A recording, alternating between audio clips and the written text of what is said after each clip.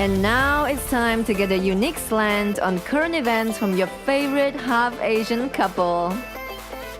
Get ready to know what's happening in the world today with your hosts, Shaine and Nico.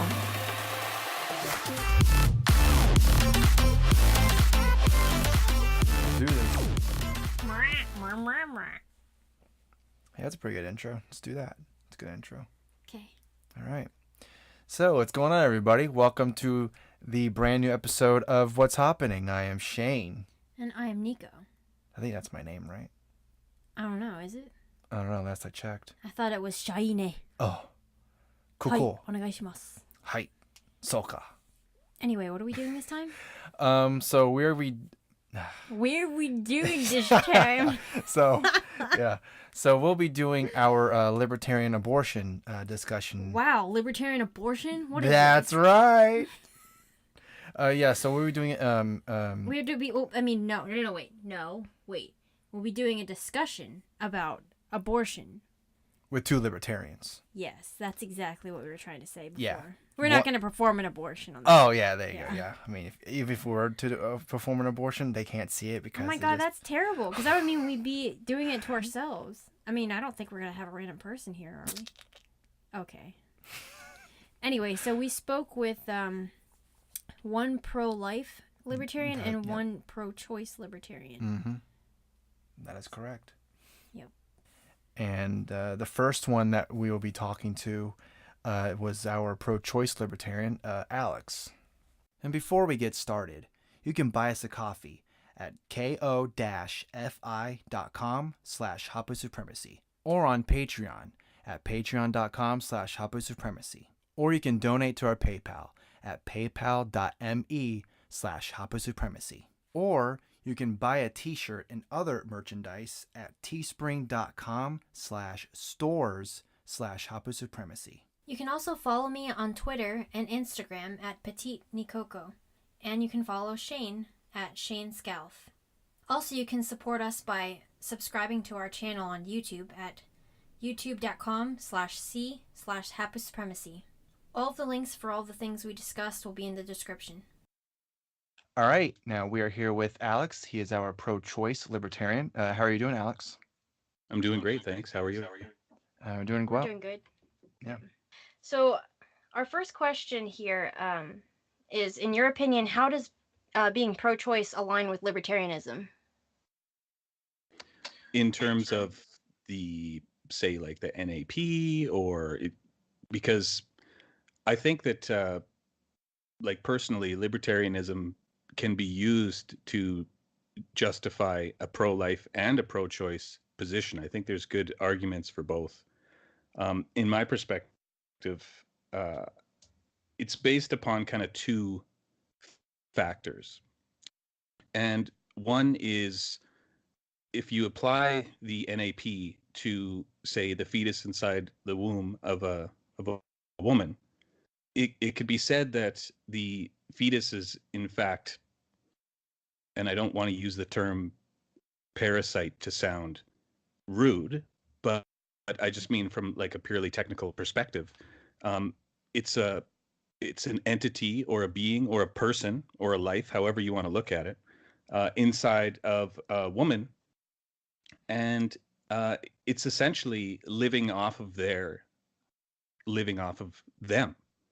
So I think that libertarianism can justify a pro-choice perspective because no woman or person really should be forced to provide for another entity. One of the things that pro-choice non-libertarians do is they try and frame the argument as, the fetus doesn't have personhood or it's not a life. I don't think those arguments are necessary to create a pro-choice position. In fact, I think within libertarianism, the pro-choice view kind of really depends on that it is a person, because of exactly how I described with the NAP in terms of the fetus is living off the woman. And there are certain caveats to that, right? Like I'd hope that we'd all consider, say, a third trimester abortion to be terrible and evil. I think that that's something that we can all agree on, and there's reasons for that, which I'm sure we can get into. So that's kind of the basic view of how I see it. So that kind of jumps into our next question, because a lot of like pro-choice people would, I mean, I would hope, would agree that up until birth would be kind of a, I don't know, like a radical stance, you know? So is there any time during a pregnancy where you think abortion should be illegal? Yeah, the third trimester, absolutely. And you know, I worry about using terms like illegal because I mean, you know, as libertarians, we all agree that we try and keep the government out of questions of morality as much as possible. Obviously, you know, a libertarian wouldn't suggest that murder should be legal, of course.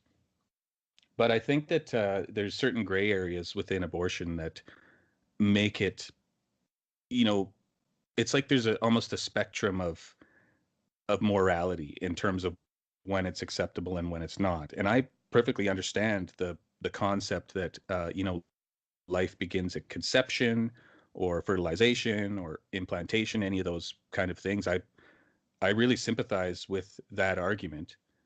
But again, it is almost a spectrum of morality. And I kind of think that when an issue is difficult to pin down in terms of its morality, that we should err on the side of the government staying out of it.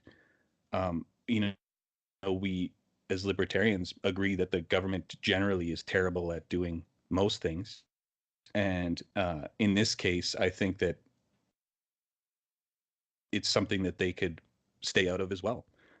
But yeah, third trimester abortion is not acceptable in my view. And that works with the concept of the NAP because, you know, in the first trimester, a woman wouldn't have the ability to get rid of a fetus, you know, if I was to use my terminology, or, you know, kill a baby if you were to use someone on the pro-life side. You know, I sympathize with that argument. But there isn't an option to, you know, let's say evict a fetus, or but also apply, you know, the rules of doing the least amount of harm, because a fetus in the first trimester, there's no survivability outside of the womb, right? So it's Mhm. it's difficult because but in the third trimester, baby can survive outside of the womb. And I tend to think of it in terms of, you know, I kind of apply the libertarian kind of homesteading principle where um, there's enough people out there that, you know, say you carry a baby to term and you have and you give it up for adoption, right? There's lots of people who are willing to take on a baby, and there's definitely private organizations that do that all the time. So I think that the morality shifts to a third trimester abortion being wrong because it's survivability outside of the womb, private organizations which will you know, care for the fetus, which, you know, I'd think that we'd all agree that institutions would exist and potentially do exist now. So, Mhm. so yeah, so I'd say third term abortions are immoral and uh, be illegal. Yes, I'd agree. One caveat to that, though, is just that I really hesitate as a libertarian to allow the government to decide what is moral and what isn't, and we often use, or people, you know, especially people who are very pro state, you know, statists will use what the government deems as legal and illegal as a moral framework. And I worry about that as a libertarian because it's very easy to pass pass legislation to make something illegal, and then a lot of people will assume that it's wrong, right? Like, you know, for instance, legalization or illegalization of drugs. Mhm. Many people don't do drugs just simply because it's illegal. Many people do them despite it.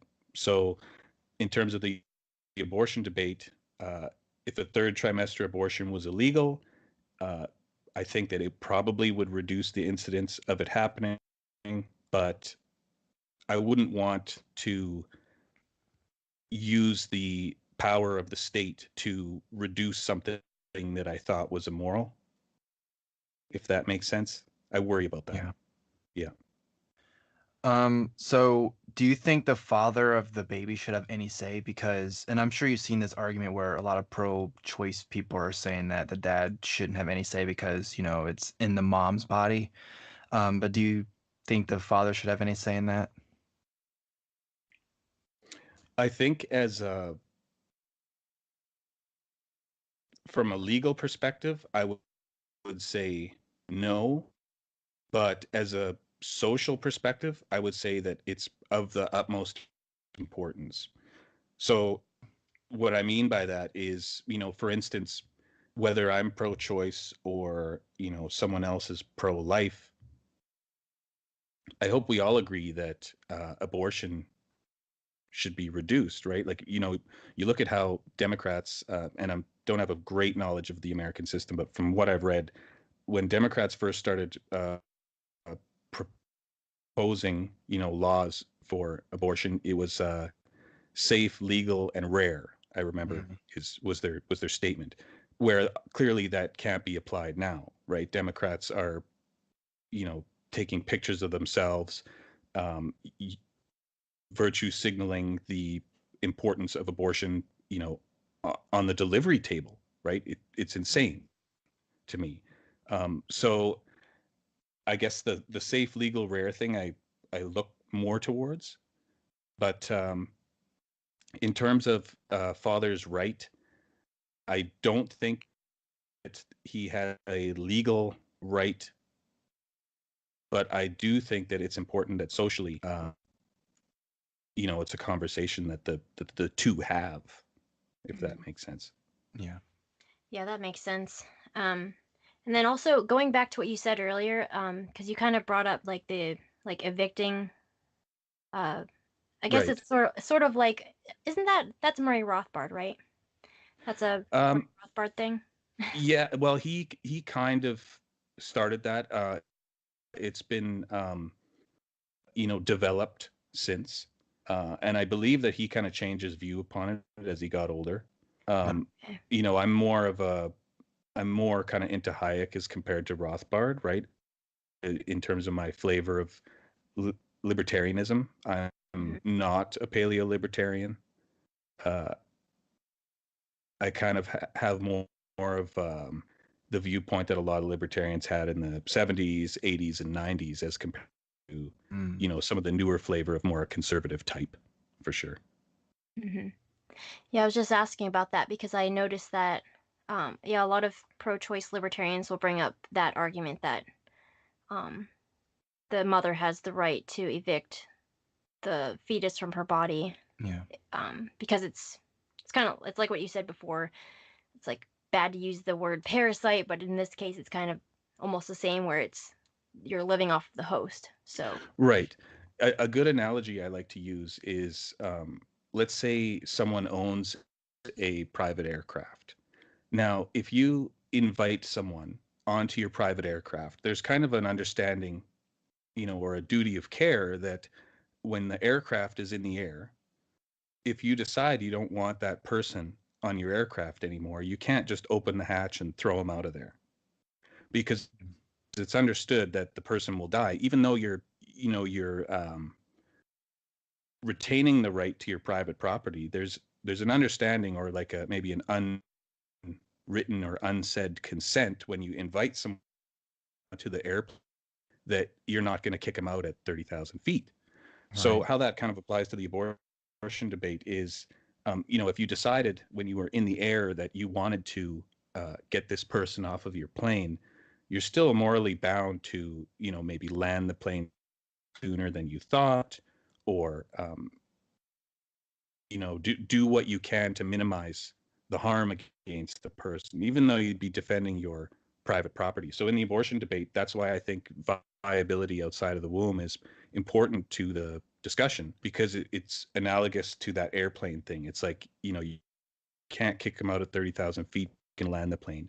So in terms of the eviction argument, I see parallels to that, where you can't, um, how would I explain it? Like if somehow in the airplane you were prevented from landing it, or you had no opportunity, or there was circumstance where you couldn't land the plane, then I think that it would be morally acceptable to, shoot the guy out of the airplane. When you have the ability to land the plane and kind of enact or use your duty of care, then you are able to get them out of the plane safely, right? So Mhm. that's why I think that abortion becomes immoral at the point of when a fetus can survive outside the womb, if that makes sense. Sorry, I explained that poorly, but that's kind of what I'm trying to get across. So you're kind of talking about how, abortion should be just safe, legal, and rare. But do you think abortion should be normalized in our society? Absolutely not. And again, that it's strange to hear that answer, but Yeah. I don't like the state to be the prime mover of what is socially acceptable and what isn't socially acceptable. Mhm. I shy away from that, as a libertarian. Like, yeah, no, it shouldn't be There's normalized. It shouldn't be used as birth control. I don't think you could find a libertarian to suggest that the state should pay for it, right?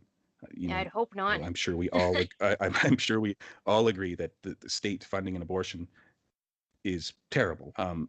To force someone to have to pay for someone else's abortion is pretty terrible, I think, because I don't have a problem with people who are pro-life. I completely and totally understand their perspective, right? I don't invoke arguments like they're just trying to control the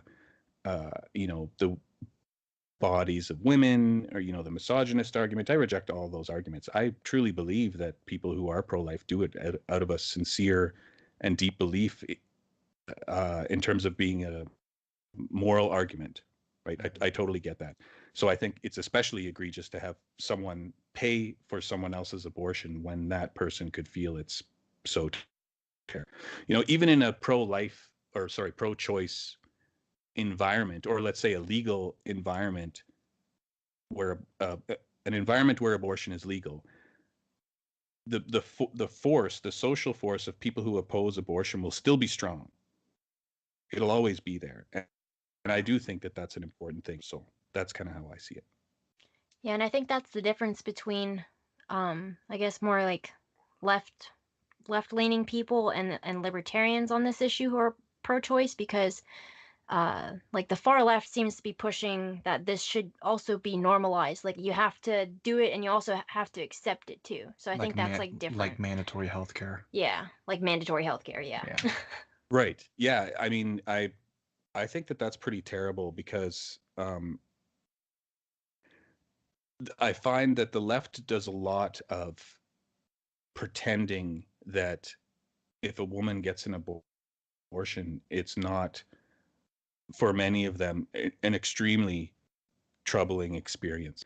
And when you normalize something like that, part and parcel of that is that they downplay the negative impact that it has on women's psychological state. A lot of women have profound grief after abortions and stuff like that, and by nature of their types of arguments, they need to minimize that. So I fear that in their kind of abortion type regime, a lot of women who have legitimate mental health concerns after are probably ostracized or told that their concerns aren't valid, and it's fairly antinatalist in that sense, right? Devaluing human life. So So you live in Canada, and right. you can kind of bring a unique perspective, since we live in America and this is like a huge issue. But how's the issue kind of taken up there in Canada? Is it any different? Are there any other kind of different ways of looking at it when it comes to the way the Canadian healthcare system is, or no? Well, it's legal at all times in Canada, as far as I understand. Um, it's been thrown about in elections before. I mean, we don't have a two-party system. We kind of have a 3, 4, sometimes 5-party Yeah, you have system. like multiple It's parties. Yeah. exactly. It's pretty much been put to bed here. Although there are groups within conservative, parties who will bring it up and try and make it an election issue. Mhm. Typically, those types of things are buried because even most conservatives in Canada are pro-choice. Hmm. So I have a pretty unique perspective because in Alberta we have the strongest economy in Canada. We have a flat tax, which is one of the few places in the Western world that uses just a flat 10% tax. Oh wow. No progressive tax. Yeah, we still have a progressive federal tax, but Mhm. in terms of like the debt per capita that we're owed, it's one of the lowest in the industrialized world. Since we have oil, we have a kind of skewed perspective. Like I explain it as it's very hard to be a libertarian in Alberta because we pay low taxes, but we have a large, social safety net, really good um, public infrastructure because we have so much oil money. So it gives us kind of a skewed perspective because the state actually works fairly effectively in Alberta for the reason that we sell our resources, we make a ton of money, but we pay low taxes. So, I get the perspective of a libertarian who lives somewhere who pays high taxes, but their public infrastructure is not good. So they feel like they're not getting the value for their money. I'm getting a little sidetracked from the abortion debate here, but Oh, you're basically, fine. yeah. So the idea is that it's it's hard to be a libertarian where I live because again, we pay low taxes and we have a really fairly well functioning state. So it makes it more difficult to be one because, I'm not really a utopian libertarian. I don't think that libertarianism is going to solve all our problems. I don't even think that a libertarian system would necessarily be better if you were to measure everything, societally on the whole. I don't know if I can make that argument. And I think that as the world gets more complex, the benefits of libertarianism may be getting smaller. That said, none of those arguments really matter to me because it's just a fundamental, private property rights, Yeah. all those things, and the outcome shouldn't justify the means. And I think if more libertarians took that perspective, they'd get a lot more people to come to their side because, similar to the abortion debate, you have people on the left and people on the right. They're yelling back and forth saying, you're baby killers or you're misogynists, and it becomes a political issue. It's perfect for a two-party system, but that type of thing in Canada doesn't really work because there are multiple parties, and generally we're more centrist on the whole, if that makes sense. Hmm. And then we have one last question, and Sure. that kind of goes into what you were talking about. But why do you think that libertarians are so split on this issue of abortion? As strange as this may sound, I think that it comes down mostly to personality. I think it comes down to some sort of, maybe let's say genetic plus, environmental or, your social upbringing type of thing, because there's a very large overlap with libertarians who are religious and libertarians who are pro-life. Yeah. Same thing as there's a large overlap, and that's not absolute, of course, but the passion I see from people who are pro-life, it's not fake, right? Mhm. It's something that is deeply moving and important to them. And my pro-choice standpoint, if I was to try and reach out to them, I would say, under the pro-choice regime of it, you're still able to not get one. So you're still able to exercise your right to be against it and to not have one and to feel it's terrible. But in a pro-life situation where it becomes the legal norm, the people who don't feel the same way are no longer able to do it. But I get why that would be important to them, because it is a moral issue. So I would say that the biggest, or the thing that makes it so contentious, is because it deals with morality and personality, and some people feel very strongly about it, and some people don't, if that makes sense. Yeah, it does. Well, thank you so much, Alex, for your perspective and your insight. We really appreciate it. You're welcome. Happy to be on anytime. And now we'll be speaking with Red, and she'll be able to provide us with insight about the pro-life libertarian stance.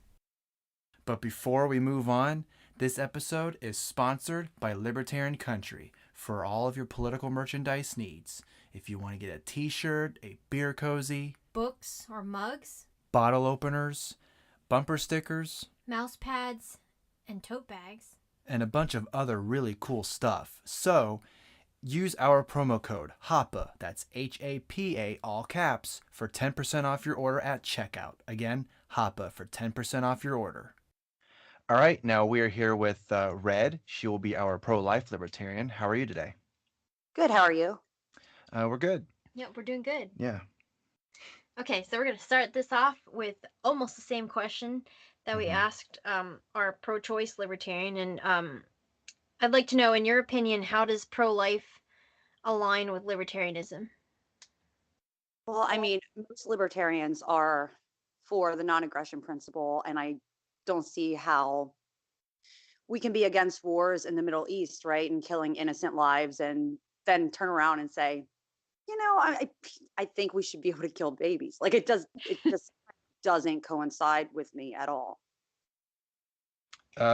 Is there any time then during a pregnancy where you think abortion should be legal, or should it be completely illegal all the time?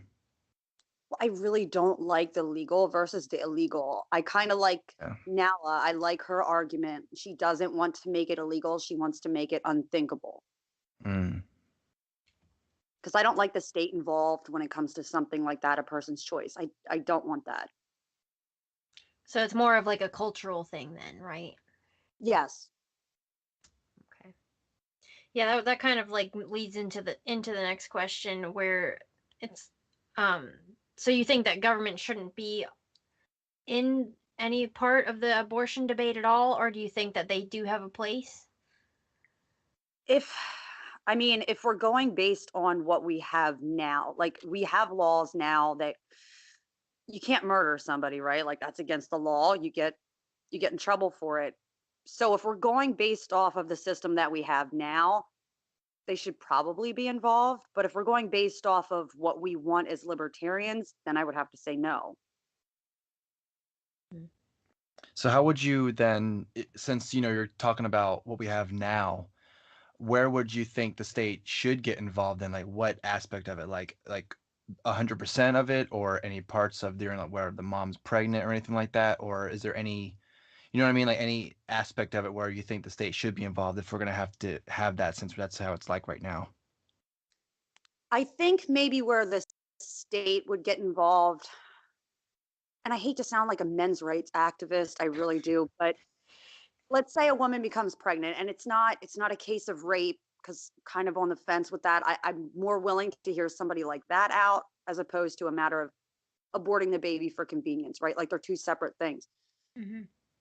But if the woman becomes pregnant and it was consensual sex, and let's say she's like, yeah, you know what? I'm not really feeling this baby thing. I really don't want to do it. And the guy's like, well, wait a minute, kind of half my baby. I don't really want my baby to die. Then it becomes a major issue for me, right? Like it's half his kid too. So what do you do with that? Yeah, that's the difficult part, because one of our other questions was like, do you think that the father should have any say in this matter, since it is half of his DNA, I mean, I personally think that he does, for the simple fact is, let's put the shoe on the other foot, right? Like the woman wants to keep the baby, and the man's like, nah, I don't want you to have the baby. Like, I think you should abort it or give it up for adoption. She's like, no, having this baby. He is forced to pay child support regardless of whether he wants that baby or not. So that's another issue of it. He's stuck regardless of whether he wants the baby or not. But then we're saying the woman isn't just because it's her body. It's really a sticky situation when it comes to something like that. So you don't think my body, my choice then? Well, I mean, I don't like when people argue that for the fact if it was your body, you would die too. You know what I mean? Like you can't abort something, say that it's your body, and you kind of suffer nothing along with it. You should die then too, shouldn't you? I mean, it's your body. But to me, it's not your body. It's a completely separate body. It has its own DNA. It's not your body just because it's part of your body. It's still a separate being. Well, also, the mom has, I believe it's was it the umbilical cord, or what is it that actually feeds the baby that's in, what is it? Yeah, the umbilical cord, where, it's part, like you said, it's part of you as well, but like you said, it's also a separate, being or whatever. So I don't know, it's just kind of weird how people are saying it's my body, my choice, but then it's like, well, your body's feeding this thing, so, technically, it is another body. yeah, so it's like I guess the thing inside you is dead this whole time. I don't know. Well, then they say because it relies on you, right? Like that's another argument you'll see with the ones that are pro-choice. It relies on your body. But after the baby's born, and as a mom of 2 kids, babies still rely on you outside of the womb. So are we going to say when the baby is born and it's just an infant, because it relies on you, we have the right to end its life? Yeah, up until 2 years old. That's the new rule. Yeah. No, I'm just kidding. No, I'm telling you, I have an almost 15-year-old and she still relies on me. So can I abort her, I guess? Up until 18 years. There we go. Legally. Yeah, there you go. Yeah. So, actually, you probably know this story better, so why don't you tell Oh, it? you want me to tell it? Yeah. Okay. So, sorry, our pro-choice person brought up this story, and we kind of want to know what you think of it. Yeah, it's that story about where, you're a firefighter and you go into like a burning building and there's like all these embryos and there's a child, so it's kind of like which one do you pick to, to save or whatever. So it's basically like which one would you pick? Ben Shapiro actually, I think Ben Shapiro did this argument because someone thought that they had him because he was pro-life, and they did the same scenario. But one, is this ever going to be a scenario, or is this just one of those things like, well, if a woman's raped, and that's kind of a way to excuse abortion, right? Like we're just arguing something that's realistically not as, like it's not as common. I don't really see, when is a firefighter going to run into a burning building and there's like some embryos over here and then there's a baby over here and oh my God, what do I do? Of course you would go with the baby, but a woman in a situation where she's pregnant, there's not already a life, right? Like let's say she's pregnant with her second baby. The doctor isn't going to say, hey, pick this baby inside of you or you need to axe your 5-year-old. Like that's not a scenario that's ever going to happen. You don't need to pick between the two. It's just a bad argument. I feel like they say that just because, well, I guess like the point is to say like, well, when does it actually become like a human, Yeah. And I think to argue what life is more important and put it into a perspective, the mother is more important than the baby that she's carrying. I think that's kind of the argument that they're trying to go with there. Mm-hmm. So what do you think about people who say that, well, it's due to like the mother's mental health or physical health or whatever, and that's the reason why this abortion should be done or whatever. Do you think that's a good reason for that or no? I think it depends on what you're referring to. The mental issue with the mother, no. You just need to deal with it. Life, you always have some kind of issue going on. It doesn't give you the right to kill your baby. Just doesn't. Sorry, I don't care. As far as the mother's physical health being threatened, like let's say it's an ectopic, I think that's what it's called, ectopic pregnancy, where the baby actually is inside of the fallopian tubes. That is more understandable, and it still fits with a pro-life issue because she's still protecting her life. She's not just ending that baby's life just on a whim and just because. It still fits with pro-life. Now, if we get into third trimester, like what they're doing now, I had with my oldest daughter, I needed to have an emergency C-section because I was going in and out of consciousness with her, and they needed to perform an abortion, or not an abortion, Jesus. They had to perform a C-section to get her out of me. I just don't see a scenario where the mother's life is threatened so much so that they need to kill the baby in the third trimester to get her out, because that baby can still survive outside of the womb. So why do we need to kill it to get it out? Either way, it needs to come out. The only argument that I've heard for that, and I've said this a couple times, is where they said that the mother is morbidly obese and that the baby would die anyway trying to come out, and that also the mother might die.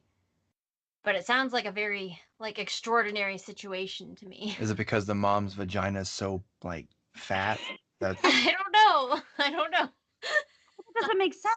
I mean, during maybe, because that was the issue with me with the C-section, she got lodged in my pelvis. She actually got stuck. So I couldn't have her vaginally. So they needed to perform a C-section. I still don't see a scenario with that. Like the mother is going to possibly die if she gives birth to the baby, then C-section. I don't know what scenario she would die during a C-section. And if they're just saying, oh, well, the baby might die too. How many times have you seen doctors that were wrong that said, hey, this baby has Down syndrome? Baby's born perfectly healthy. Doctors are sometimes wrong.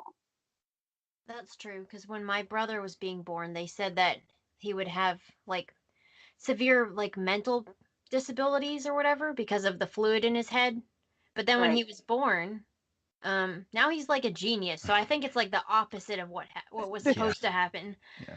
So Well, that's funny you said fluid in the brain, because a really good friend of mine that I've been friends with since high school, her son had fluid on his brain. Now he has autism and stuff like that, but she was told, hey, your kid is likely going to be born autistic and this is what it is.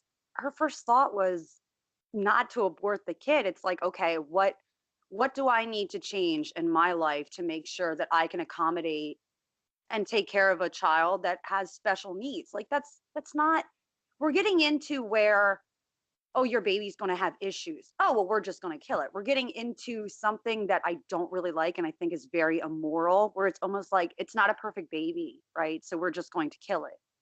And did you see that video with the one man, I forget how old he was. He had Down syndrome and he was talking like his life is important. And he talked a little bit about that. I didn't see that one yet, but you have to send that to me later. Yeah, I'll send you the link. It's almost like they're going into eugenics, just get rid of the people that we don't like so that they will be born. Right, and it's almost like a Hitler type thing, like blonde hair, blue eyes, right? Oh, it's brunette. No, we got to get rid of this. We can't let that get into the bloodline. It's just messed up. So what do you think that we could do to prevent abortions from occurring in our present culture where they're trying to push for normalization of it? Attack feminism. Kind of because what I see is a lot of women that just don't want to take responsibilities for the actions that they partake in. They have sex with numerous men, they end up pregnant, and they just don't value life. So I think we kind of need to start there. And it's, from my understanding, they really, when it comes down to a woman's choice to abort her baby, from what I've gathered, they don't really do ultrasound type of things. And I kind of think they should, because it does a lot of harm to women. They say that it doesn't, and it's perfectly healthy and normal, and there's no issues to the mother by having an abortion.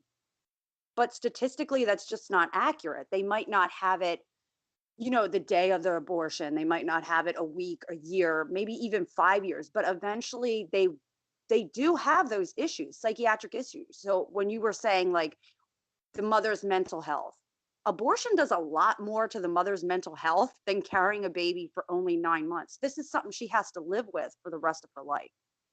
Mm-hmm. That's true. So you must feel kind of, well, I mean, not kind of, but really bad for those who say, especially on social media where they're like, yeah, I had 5 abortions. I don't care. I don't feel anything. You're like, yeah, I, whatever. It's like, okay. I mean, I think with those scenarios, I think one of two things is happening. One, they're either lying to themselves, or two, they have no soul. I just don't see another option for that. Because 5 abortions, what are you doing? If you get to the point where you have 5 abortions, like maybe one, it's like, okay, because one of the friends we follow, and I'm not going to give her name out and violate her trust or anything, but she had an abortion and she feels bad about it to this day, and she speaks out against it. Like, people like that, I think they have redeeming qualities, right? Like, they went through it and they know what it's like. But the ones like you said, 5 abortions, and they're like, shout your abortion with that stupid hashtag. Mhm.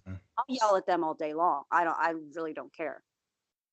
Yeah, and there was an article that came out a couple months ago about a woman who had 5 abortions, and she was saying the first one was because the guy left me, the second one was because it was from a one night stand, and the other three were when I was already married, but we didn't have enough money. Oh my So it's like, God. Mm. yeah, I was just like, how can you do that? Yeah, multiple times. Like, once maybe I'd be willing to talk to that person, and but I mean, once you get to that point and not having money, and not, because I know a lot of the ones that are pro-choice, well, are you going to support the baby? And like the podcast I was on last night, we discussed there was something that I wanted to do because I'm so pro-life. That argument kind of holds some weight. Like, how far are you willing to go being pro-life? Are you willing to do something about those babies that are being born? And we're trying to work out now kind of like a pro-life outreach, where if there's a teen mother, because both of my mother and my sister, they got pregnant in their teen years. They didn't abort the baby. They just sucked it up and did what they had to do. But we are trying to work out now, like, if there's a scenario, the woman, I can't afford it, I can't afford daycare, to kind of branch out and say, hey, these people in your area are willing to do either reduced daycare, or they're a stay-at-home mom and they're willing to do it for free. Because we're so pro-life, we don't want to see babies die, and we don't want women to have to go through that issue later on, of the mental issues that come along with having abortions. So I mean, we're trying to get that figured out of how to do it. But I think it's a valid argument. Like, what are you willing to do? Financially support the baby? I think that has some ground. And what do you think about just having better sex education, kind of, educating people to understand, I mean, obviously what sex is or whatever. What the risks Yeah, are. yeah, what the risks are, and all that stuff. I think that would probably be a good idea as well. Oh, absolutely. I think, and especially with the culture of just hooking up, because I think we have a lot of that now. Hmm. I kind of almost want to go back, because I'm socially conservative. That's kind of where I lean. I'm heavily to the right. I think we should do more of, don't just have sex with anybody. And I know, like I said, my oldest is going to be 15, so I've had that talk with her, and I said, I know you're going to hear a lot of things like, you know, live your life the way you want to, you make your choices, but at the same time, there are consequences that come with those choices that you make, and you need to be more responsible. You don't just hook up with somebody and then say, hey, I got pregnant, I'm just going to abort the baby. These are not things that we do, because there's another life involved. So I mean, I think sex education is absolutely important, and not only for the fact of getting pregnant, like, you have STDs to worry about, and Right. it's not just pregnancy. It's scary out there. I wouldn't even want to think of how many people are contracting STDs at this point. So for our last question, why do you think libertarians are so split on this issue? I think it comes down to the state, really, because I think they worry when someone is a libertarian and they're pro-life, they want the state to get involved. And that's not necessarily the case. I mean, we have the state now. So we're working within the confines of the government. So it's a sticky situation. You don't want to have the government step in and tell someone how to live, but at the same time, we have the non-aggression principle, right? Like, we don't want to end lives, we don't want to have war, we don't want people to die unnecessarily. And I think it's just difficult when it comes to that, I think, is the main issue with why everybody's so split. But I think as a libertarian, you almost can't be pro-choice. It doesn't make any sense. So in a way, you're kind of looking at it in a pragmatic view, kind of looking at it in a realistic way. Right. Yeah. Okay. Well, yeah. Thank you so much, Fred, for joining us. I really appreciate your insight and your opinion. And yeah. Yep. Thank you for coming on. Thanks for having me. We have a brand new sponsor, Infinite CBD. Infinite CBD products are made only from the highest quality CBD isolate and all natural ingredients to ensure the cleanest, healthiest, and purest form of CBD available. They offer a variety of products to make sure that you can enjoy CBD the way that you prefer. I've been using the Freezing Point Cream because of my neck and back problems, because I'm tall and all that, so, tall people problems. And it really helps, so I really appreciate it, Infinite CBD.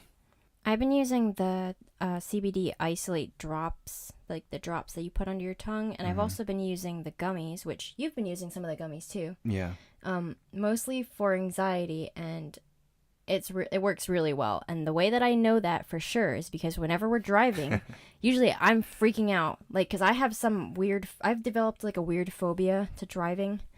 Not even me driving. It's like when Shaine's driving. Whenever I take one of the gummies, like a couple minutes before we're driving, then I'm completely like zoned out.